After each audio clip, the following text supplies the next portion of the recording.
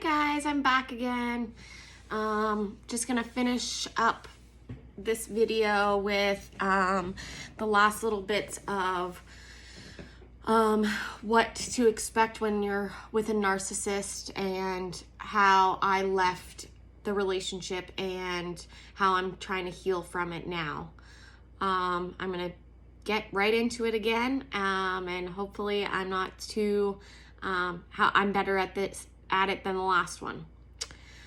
So the thing I'm doing is blaming and lack of responsibility. This one is a big one. This one happened a lot. This happened pretty much every single day. I was blamed quite a bit about everything, and especially because I'm a person. I'm pretty open about my mental health and my mental illnesses and my diagnoses.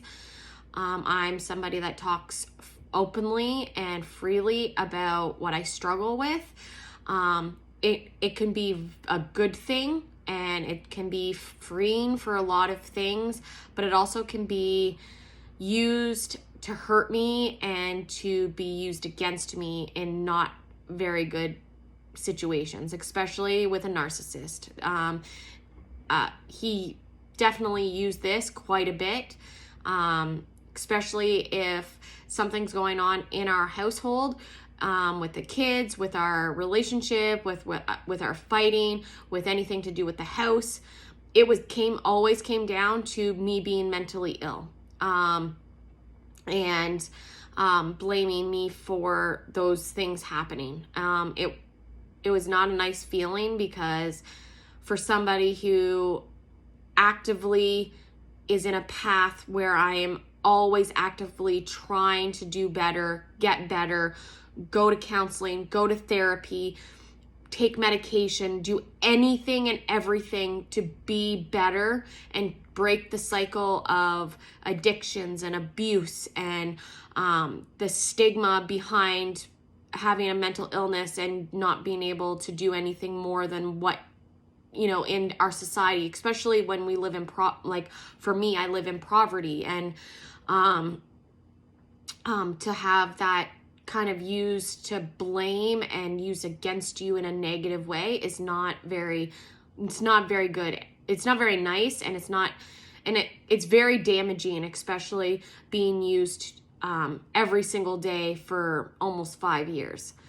And unfortunately, being gaslit, used to control, used to manipulate, used to hurt me, and it was a lot. So something that, anytime we would get into an argument, or I would bring something up that he had done to me, or something he had maybe said, or something that, when I tried to have communication with him, it would be, well, your mental health and your stuff, like, you did this or you did that because, you're the one with the problem. Like, there is a couple of times that he had said that I was the only one that needed to change because I'm the one with the mental health problems. I'm the one with the diagnosis. He didn't need to change because our relationship, even though a relationship, it takes two to tango, takes two to work, makes two to make a freaking relationship work. And he was like, nope, you're the only one that needs to change. Only you need to make this work. Only you need to make this better because you're the one that broke it. You're the one that has the mental illness. You're the one with the diagnoses. So you're the one that has to do all the work, while he sits back and does nothing. And literally, when I, if we would break up or have a break and I would come back into the picture, he would just sit there and he said, well, you have to do it. You have to show me that you care. So I would go out of my way, literally out of my way, to show him that I am doing better and that I want this. And I would take him out. I would do things with the kids. I would clean the house spick and span for days. And I would just do everything to show that I wanted to be there and I wanted this to work and whatever. While he just sat around on his phone, not really doing much of anything to help strengthen our relationship. It was literally me having to try to strengthen this relationship by myself because I was the one to blame for it. And he didn't take any responsibility of what he had done, why I wanted to leave in the first place, or why it was not working, because the lack of communication, that goes both ways. I do have a couple of examples. There was an incident with his son where his son punched me in the face, and I had told him about it, and in this situation, and he told me that it was my fault because his son, because I had strained that relationship in because of my problems. It was my fault. I provoked it. Even though I had nothing, I didn't provoke it. I just said that he needed to go to his room. I didn't put my hands on him. I didn't do anything. I just told him he needed to go to his room. And he didn't want to listen to me, and he came up and punched me, and it was my fault why that happened, and I was to blame because I'm mentally ill. And in that moment, I couldn't understand why he was not seeing it as it has nothing to do with me being mentally ill, why his son hit me. Regardless of the situation, is that, for one, his son shouldn't have hit me. Another, has nothing to do with me being mentally ill. It's maybe the situation it could have been anything else. It has nothing to do with me being mentally ill, but I was to blame. Another thing is anytime that we were communicating in a conversation where I was trying to communicate anything, he would always assume that I was attacking him. And it was my fault because of the way that I bring something up. He would say, well, it's your fault because of the way that you talk to me. Or you always seem to be, loud, or whatever he would say. It would be my fault why he attacked me, or why he felt like I was being attacked by him. So he would instantly attack me and throw that he would just get super defensive, super not want to talk to me, just be super freaking rude to me. And I'm like, I don't understand. I'm just trying to communicate with you and have a conversation with you. But again, it's my fault. There was one incident. This was the last. This is a big one. It's probably the biggest one that for blaming and lack of responsibility and deflecting, is that it was the last time that one of the last times we had an intimate some intimacy, and it was not something great. I think it was just because it was the end of our relationship. It was not, I think there was a lot of anger, and I felt scared. It was I've never felt that during an intimacy moment with this person, but in that moment I was. I didn't bring it up while it was happening, but I did bring it up afterwards and try to communicate this to him. And he literally didn't take any responsibility. He totally said that I was in no harm's way.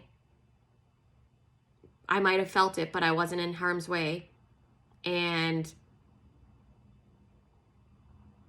he didn't even say sorry. He didn't acknowledge that he had done anything wrong. He didn't acknowledge my feelings. He didn't even care.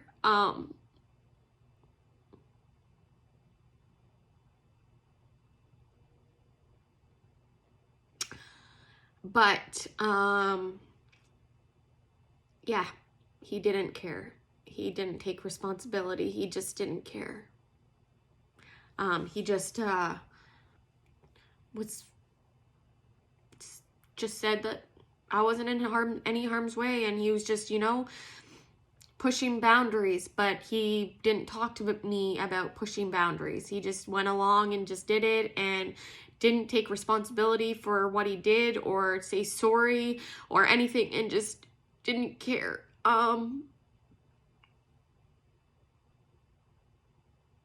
So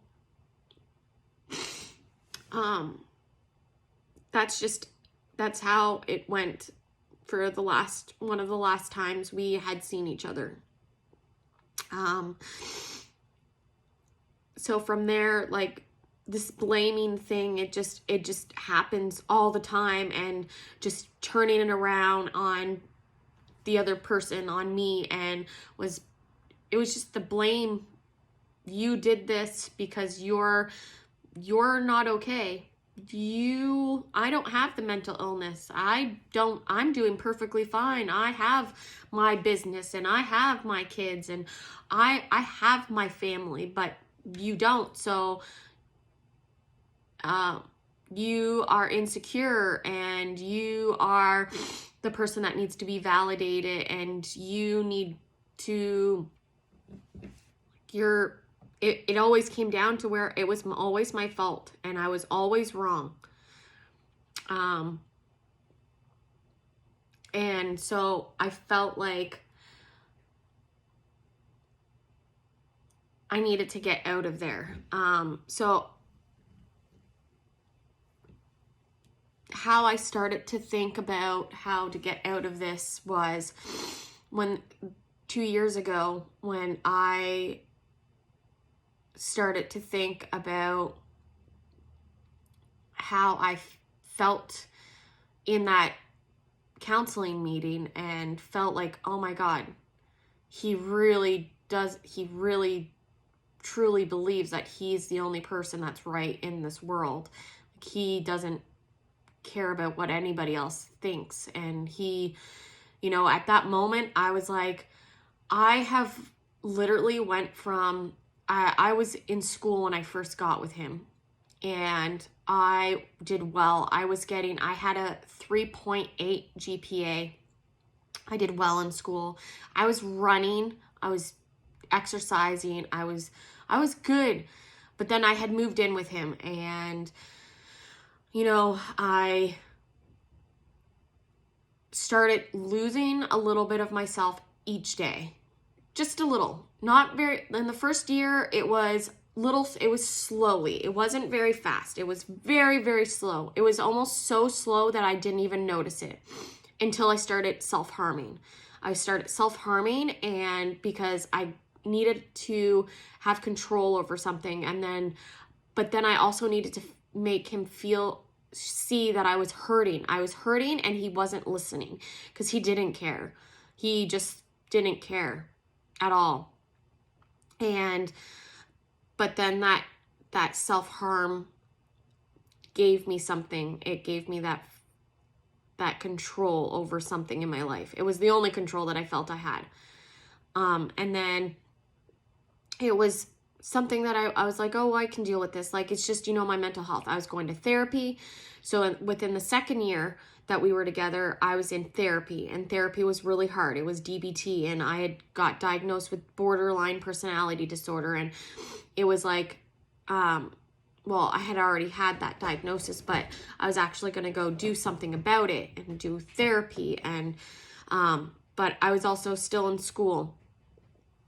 But, it was kind of hard because school, what I was taking was behavioral science, and it was triggering. That's what I was thinking, that it was school that was triggering me. When in reality, it was home. It was everything at home that was triggering me, because he was making me feel like I couldn't do anything right, that I was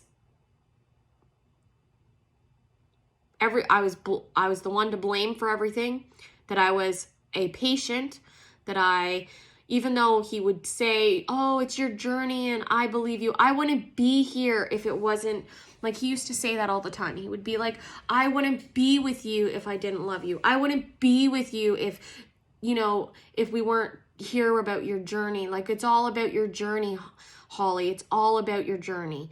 And he always made it about my journey and about how my life is changing, and he wouldn't be here if that wasn't the case. Well, why wouldn't you be here?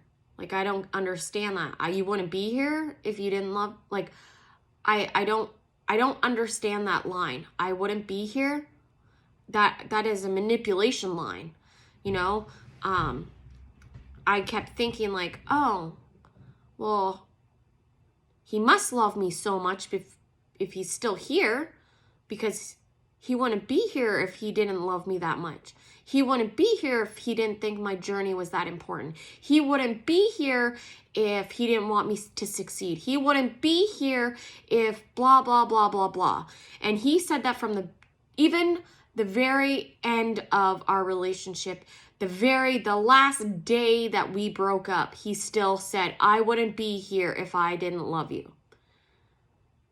I wouldn't be here if I didn't want this to work. But in the end, he didn't want it to work. So that was just a manipulation tactic, because I wouldn't be here. I'm here all about your journey. I want to see you succeed. I want to be here on the road with you. I want to stand right beside you and see you go further. And like, that's all I kept hearing the whole time. I think that was a tactic to kind of like stay stuck in, make it's a manipulation thing. But the thing is that I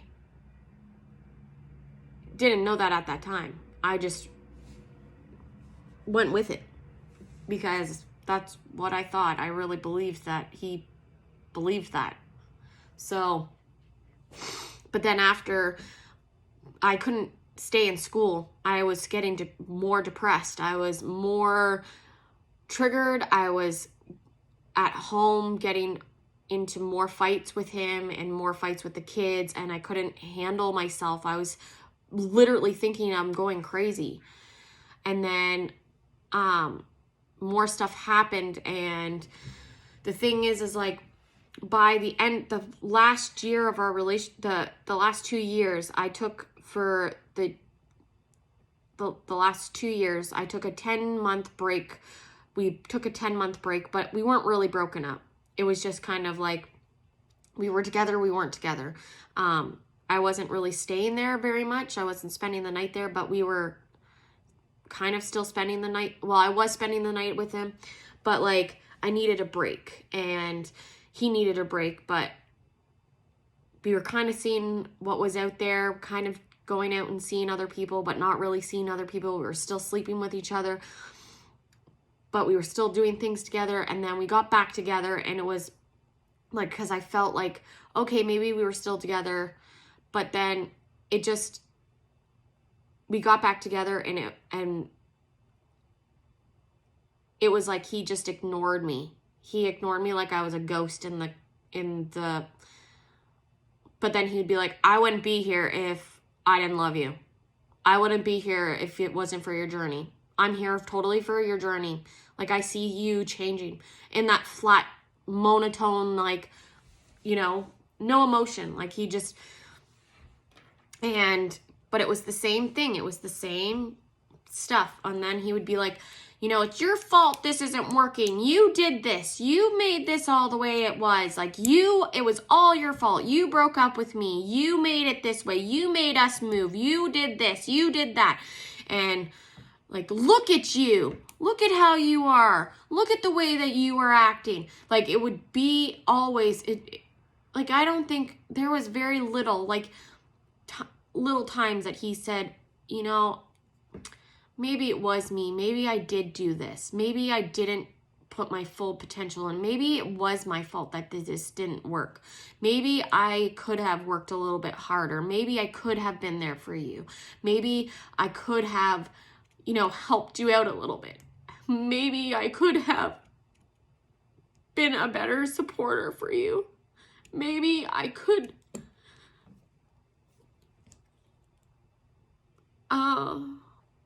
maybe I could have been there. but he didn't.